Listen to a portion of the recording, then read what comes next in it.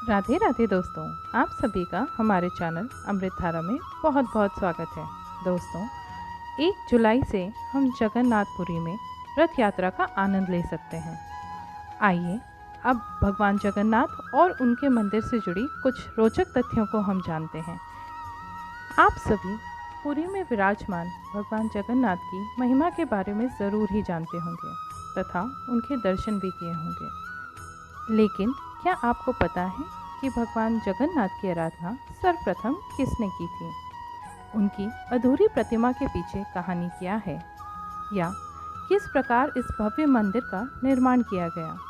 आज इन सभी प्रश्नों के उत्तर लेकर हम आपके समक्ष उपस्थित हुए हैं।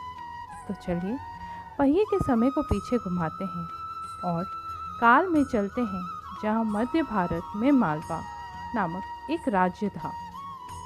इस राज्य में इंद्रधूम नामक राजा शासन करते थे। राजा विष्णु के बहुत ही बड़े उपासक एवं भक्त थे। भगवान के प्रति अपार आस्था के चलते राजा के मन में हमेशा भगवान नारायण के दर्शन की इच्छा रहती। एक दिन उनके राज्य में एक बड़े ही प्रतापी ऋषि का आगमन हुआ। उन्होंने कहा, हे राजन, क्या आपको सरवर कबीरे द्वारा पूजे जाने वाले भगवान विष्णु के दिव्य स्वरूप की जानकारी है?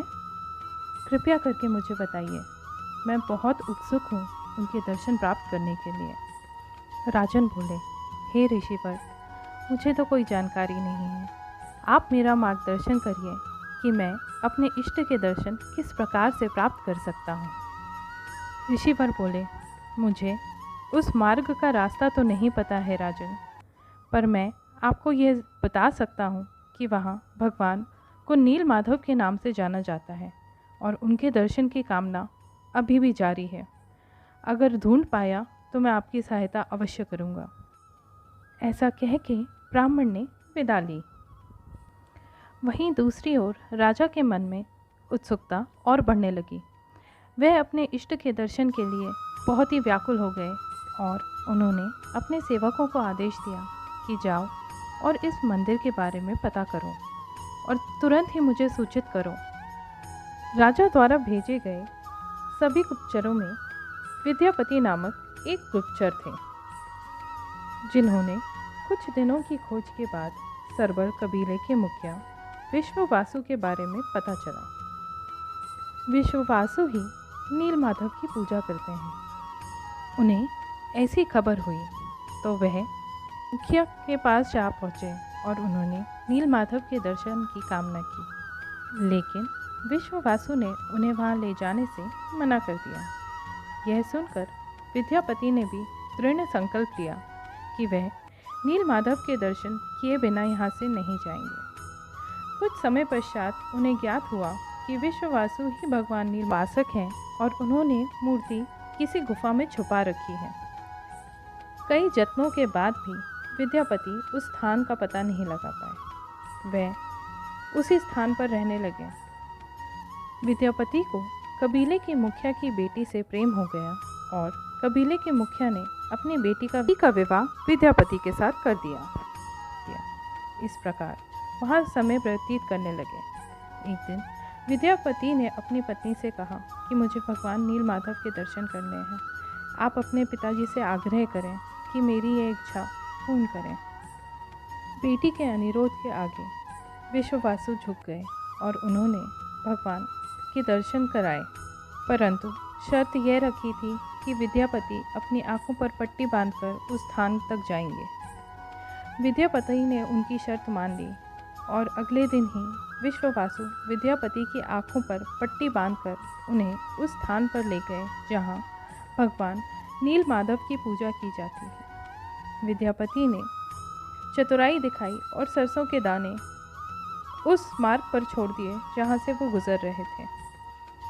मार्ग में जहां जहां दाने गिरे वहां वहां पौधे उग गए और इस प्रकार राजन को भगवान नील माधव तक पहुंचने का रास्ता मिल गया।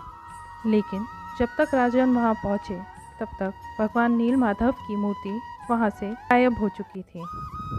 राजन को बिना दर्शन ही वापस लौटना पड़ा, परंतु उस दिन भगवान ने स्वप्न में दर्शन दिए और कहा, मैं तुम्हारे पास अवश्य ही लौटूंगा। समुद्र में लकड़ी का एक टुकड़ा तैर रहा है, तुम उसे उठा लो, उसकी मूर्ति बनवाओ, एक मंदिर की स्थापना कर दो। राजन ने एक भव्य मंदिर का निर्माण करवाया। अपने सेवकों को समुद्र से लकड़ी के टुकड़े को लाने का आदेश दिया, परंतु कई सेवक मिलकर भी उस लकड़ी को निकाल न पाए। राजा ने कबीले के मुखिया विश्ववासु को बुलाया। विश्ववासु ने अकेले ही उस टुकड़े को समुद्र से निकाला। यह नज़ारा देख वहाँ के सभी लोग आश्चर्यचकित हो गए। इसके बाद लकड़ी की मूर्ति बनाने का कार्य शुरू किया गया। पूरे भारत से कुशल कारीगर बुलाए गए, मगर लकड़ी कट ना सकी। इस समस्या का समाधान करने के लिए स्वयं भगवान विश्वकर्मा एक बूढ़े कारीगर के रूप को धारण कर वहाँ आए और उन्होंने कहा, मैं भगवान नीलमाधव की मूर्ति का निर्माण 21 दिनों में करूँगा, परंतु मेरी एक शर्त है। उस दौरान उस कमरे में कोई अंदर नहीं आएगा। राजन ने उनकी शर्त मान ली और भगवान विश्वकर्मा ने मूर्ति का निर्माण आरंभ कर दिया। कुछ दिनों तक कमरे से आवाज़ आती रही, लेकिन कुछ समय के पश्चात आवाज़ आना बंद हो गई। यह देख राजन की पत्नी को बहुत ही उत्सुकता हुई और वह खुद को रोक ना पाई। वह सोचने लगी, कहीं वृद्ध व्यक्ति को कुछ हो तो नहीं गया है। ऐसा सोचकर उन्होंने दरवाज़ा खोल दिया। शर्त के विरुद्ध दरवाज़ा खोलने से ही भगवान विश्वकर्मा वहाँ से अंतर्ध्यान हो गए, लेकिन वहाँ भगवान जगन्नाथ के साथ सुभद्रा और बलभद्र जी की जो अधूरी मूर्ति है वह विराजमान हो गई। राजा को यह देखकर बहुत ही पश्चाताप हुआ, लेकिन उन्होंने इसी को भगवान की इच्छा समझकर प्रतिमाओं को मंदिर के अंदर स्थापित करवाया। तो यह था भगवान जगन्नाथ के मंदिर से जुड़ा पूरा इतिहास। अगर आप मंदिर से जुड़ी हुई मान्यताओं को जानना चाहते हैं तो कृपया कर हमारे चैनल पर बने रहें। इसे लाइक करें, शेयर करें और सब्सक्राइब करना ना भूलें। प्रेम से बोलिए, भगवान जगन्नाथ जी की जय।